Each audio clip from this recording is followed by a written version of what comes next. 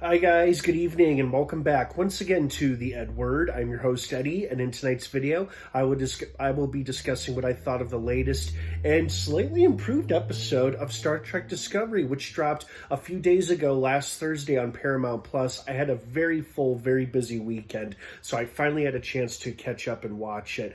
I enjoyed it far more than I thought I would, and I'd like to share my thoughts and feelings with you guys, but before I do so, please be warned, this is a spoiler-filled review.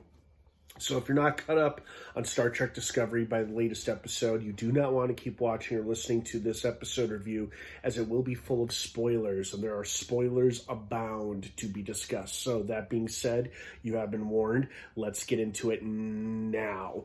Okay, so first and foremost, unless it's been revealed in another iteration of Star Trek, which I don't think it has. I haven't seen every iteration of Star Trek. Like, I've seen a few episodes of Voyager, a few episodes of Enterprise. Am I missing anything else?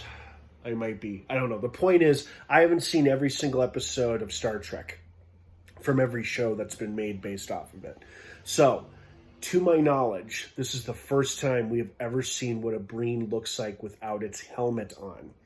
They still look and sound pretty cool even with the helmets and the voice modulators on. You know, that's what made them always so interesting and badass. But it was really interesting to see what a Breen looks like without their helmet on, and it turns out that's what Locke is after all. He is a Breen.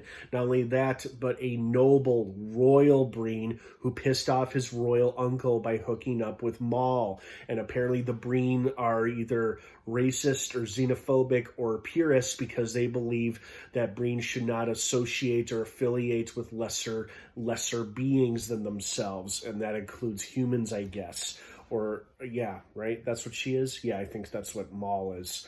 And that's why these two are after the same power that, I can't say, is it progenitor?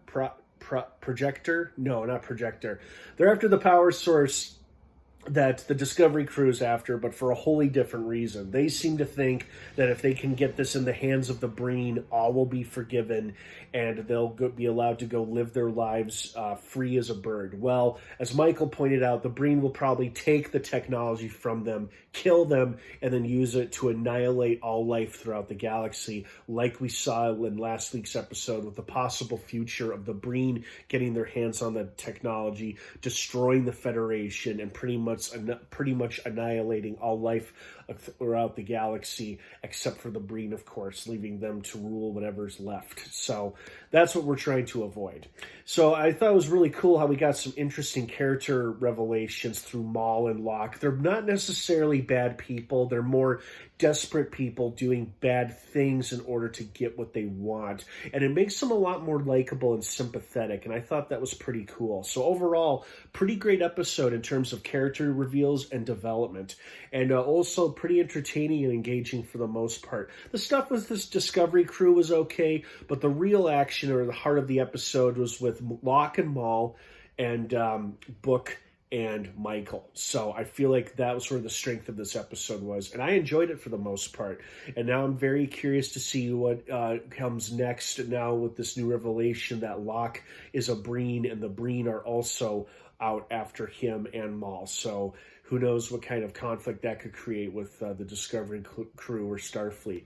So thank you so much for watching this episode review. I hope you enjoyed this episode as much as I did. What did you think of it? I'd love to hear your thoughts and feelings on it. Have a wonderful rest of your night. Star Trek Discovery drops new episodes every Thursday on Paramount Plus. Have an awesome rest of your night. And of course, until next time, live long and prosper.